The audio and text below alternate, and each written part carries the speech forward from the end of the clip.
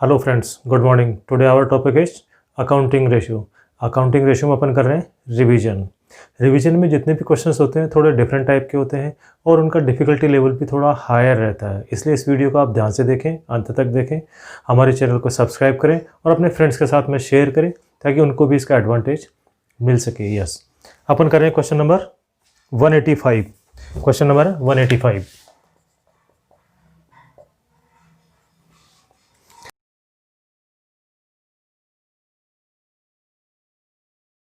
क्या कह रहा है अपने को? Rate of gross profit on revenue from operations. Rate of gross profit on revenue from operations is 25%. Its gross profit is 5 lakh. Its shareholders fund are 25 lakh and non-current liabilities were 8 lakh and non-current assets was 23 lakhs. Calculate the working capital turnover ratio. अपने को working capital turnover ratio calculate करना है। इसमें working capital turnover जब भी कभी ratio करना होता है सबसे पहले उसका फार्मूला लिखते हैं। वर्किंग कैपिटल टर्नओवर रेशियो होगा total sales upon working capital. Yes, working capital के दो फार्मूले थे। वर्किंग कैपिटल कैसे होगा? Working capital current assets minus current liabilities. दूसरा था आपके पास में capital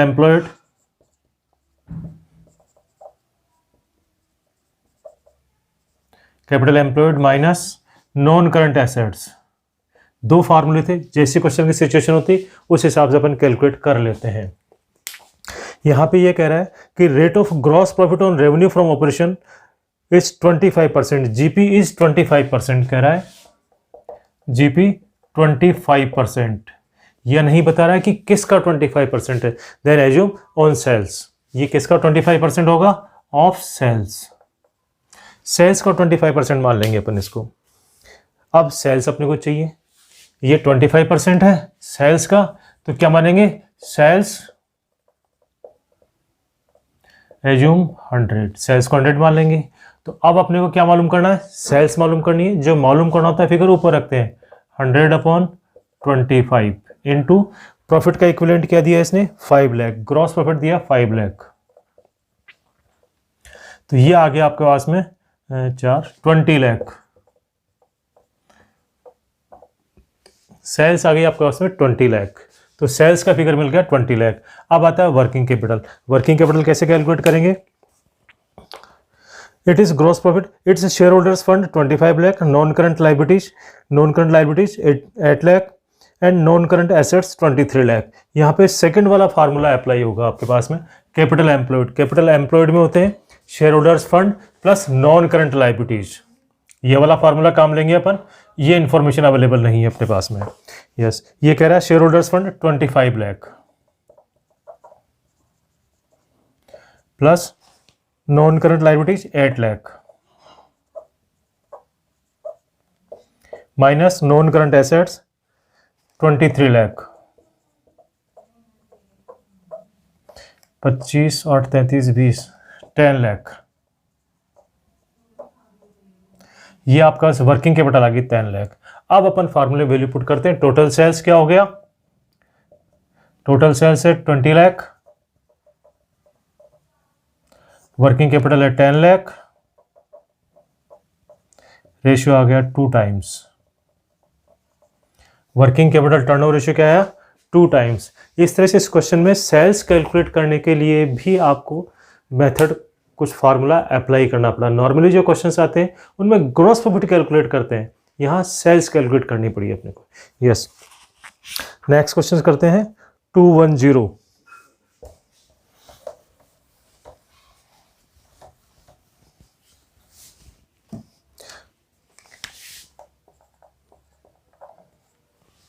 yes,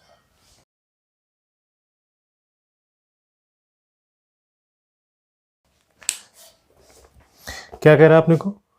net profit after interest and tax 51,000, share holders fund 3 lakh, 15% long term डेप्ट 1 lakh, tax paid 34,000। Calculate the return on investment. Yes, यहाँ पे अपने को ROI कैलकुलेट करना है। ROI का फार्मूला क्या रहेगा? Net profit before interest, tax and dividend divided by capital employed.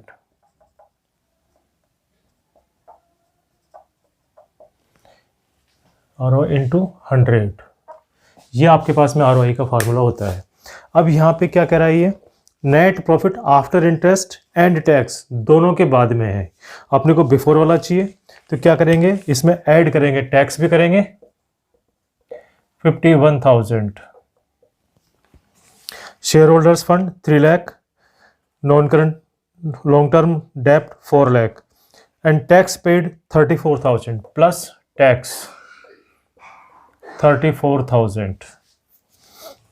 अब अपने पास में इंटरेस्ट ऐड करेंगे, इंटरेस्ट कितना होगा, 15% लॉन्ग टर्म डेप्ट, 1 लाख रुपए के ऊपर 15% इंटरेस्ट होगा, तो 15,000 रुपये प्लस इंटरेस्ट 15,000 रुपये।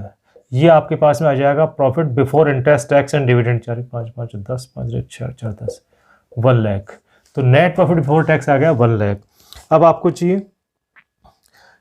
कैपिटल एम्प्लॉयड, कैपिटल एम्प्लॉयड कितनी होगी, capital employed share holders fund 3 lakh, long term borrowing 1 lakh, ये कैपिटल एम्प्लॉयड होगी 4 लाख। ठीक है, देखो यहाँ पे इसने शेयर होल्डर्स फंड दिया है, जब शेयर होल्डर्स फंड दिया है तो करंट ईयर का प्रॉफिट इसमें ऑलरेडी इंक्लूड माना जाएगा, अलग से आपको करंट ईयर का प्रॉफिट ऐड करने की ज़रूरत नहीं है। मैंने बताया था जब कभी शेयर होल्डर्स फंड दिया हो या रिजर्व सरप्लस दिया हो या P&L का बैलेंस दिया हो, इन तीनों सिचुएशन में करंट ईयर्स प्रॉफिट आपको इंक्लूड करने की ज़रूरत नहीं होती है, ऑलरेडी इंक्लूडेड होता है ये। तो आप कैपिटल एम्प्लॉयड आ गया, ये नेट प्रॉफिट आ गया। रेशियो क्या रहेगा आपके पास में, 1 lakh upon 4 lakh into 100, 25%। ROI हो गया आपके पास में 25%। अब नेक्स्ट क्वेश्चन करते हैं। अब नेक्स्ट क्वेश्चन आएगा question number 23, sorry 213, question number 213, next question आएगा 213।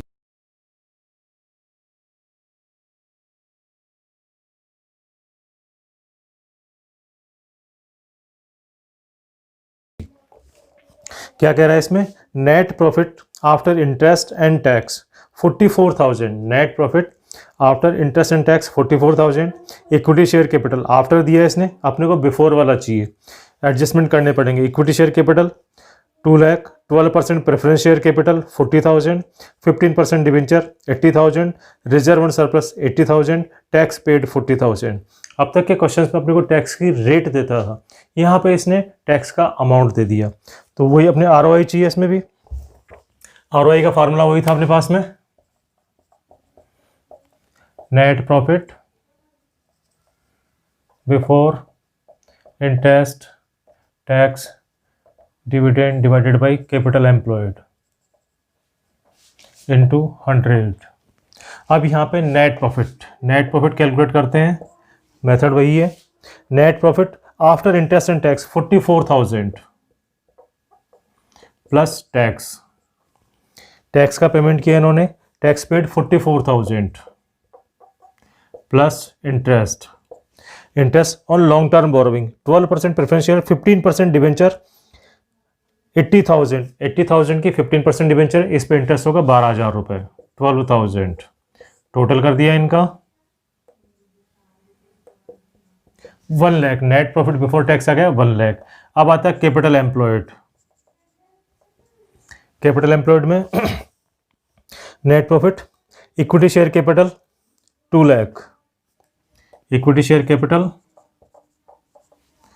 2 lakh, yes equity share capital है, equity share capital 2 lakh, 12% preference share capital 40,000, preference share capital 40,000, 15% debenture 80,000, 15% debenture 80,000 और reserve and surplus 80,000, reserve and surplus eight, यहाँ पे इसने reserve and surplus दे दिया। जब reserve and surplus दे देता है ईयर एंडिंग का बैलेंस, तो उसमें अपन ये मान के चलते हैं कि करंट ईयर का प्रॉफिट इसमें इंक्लूडेड है, इसलिए आपको अलग से करंट ईयर प्रॉफिट ऐड करने की जरूरत नहीं है। ध्यान रखें, मैंने 3 बातें बताई थी, share holders fund, reserve and surplus and P&L। अगर ये 3 फिगर दिए हुए हैं तो करंट ईयर का प्रॉफिट ऐड नहीं करना होता है। यहाँ पे रिजर्व एंड सरप्लस का फिगर दे दिया, इसलिए आपको करंट ईयर प्रॉफिट ऐड नहीं करना है। 8 और 16 और 4 20, 2 और 2 4, यस। तो वही आ गया आपके पास में, net profit before tax 1 lakh divided by capital employed 4 lakh into 100 equals to 25%। तो रिटर्न ऑन इन्वेस्टमेंट आ गया आपके पास में 25%। अपन नेक्स्ट क्वेश्चन कर रहे हैं 214।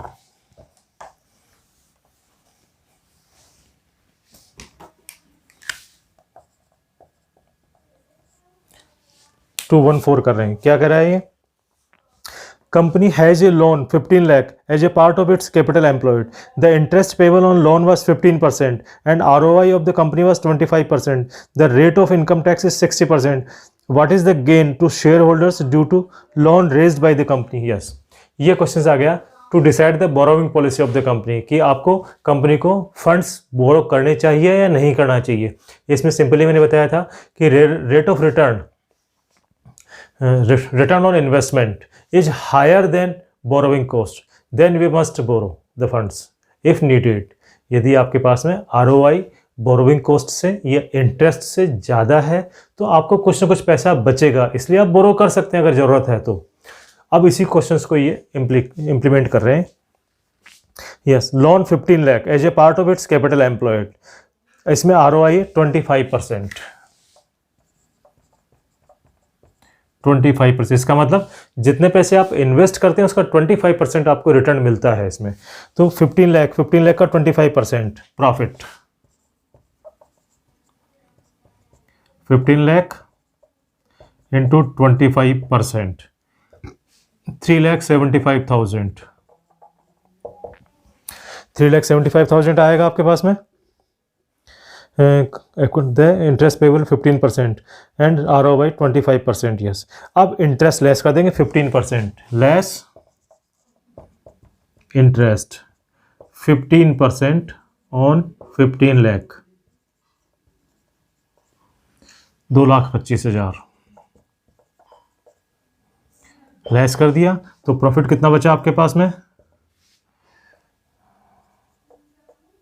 0.5 1,50,000। अब इसके बाद में लेस टैक्स पेड, कितना आपने टैक्स का पेमेंट किया?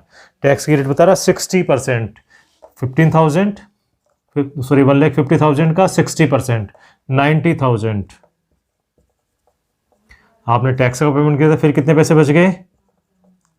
This is the increase in profit, increase in firm profit. Loan लेने से आपकी फर्म का प्रॉफिट 60,000 रुपये से बढ़ गया, इसका मतलब आपको बिजनेस में लोन लेना चाहिए और बिजनेस में इन्वेस्ट करना चाहिए। That is beneficial. Yes, next करते हैं क्वेश्चन नंबर 216।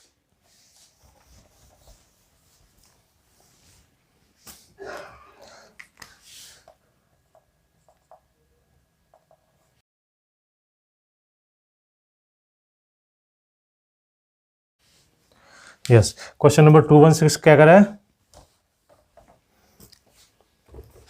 ये कह रहा है rate of gross profit on cost of a company is 25%, it is gross profit is 5 lakh, its share holders fund 12 lakh, current liabilities 3 lakh and current assets 10 lakh.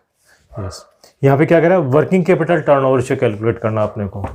Working capital turnover ratio formula क्या रहेगा? Sales, total net sales upon working capital.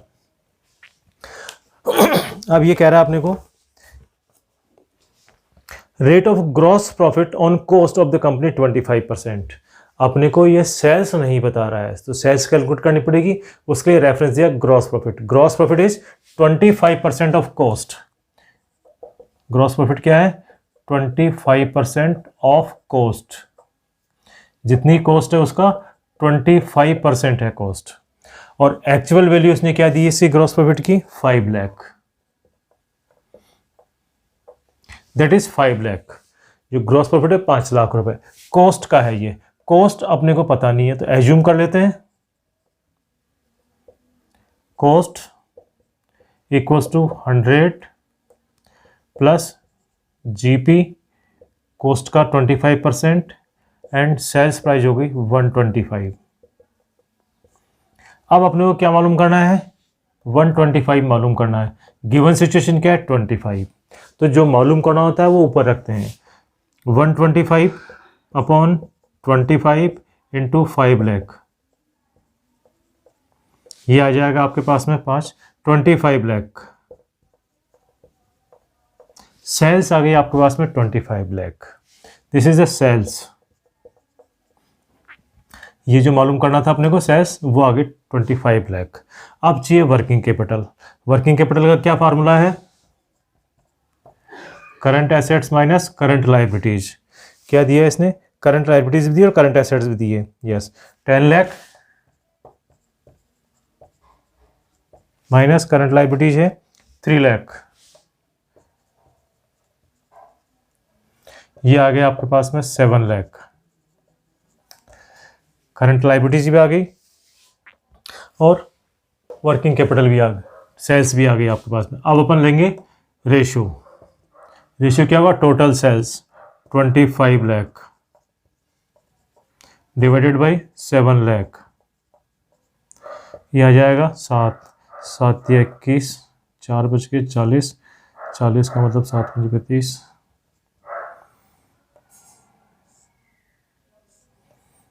7 21 4 40, 40 का मतलब हो गया 7 पंजे 35, 50 और 7 7 49, 3.57 times.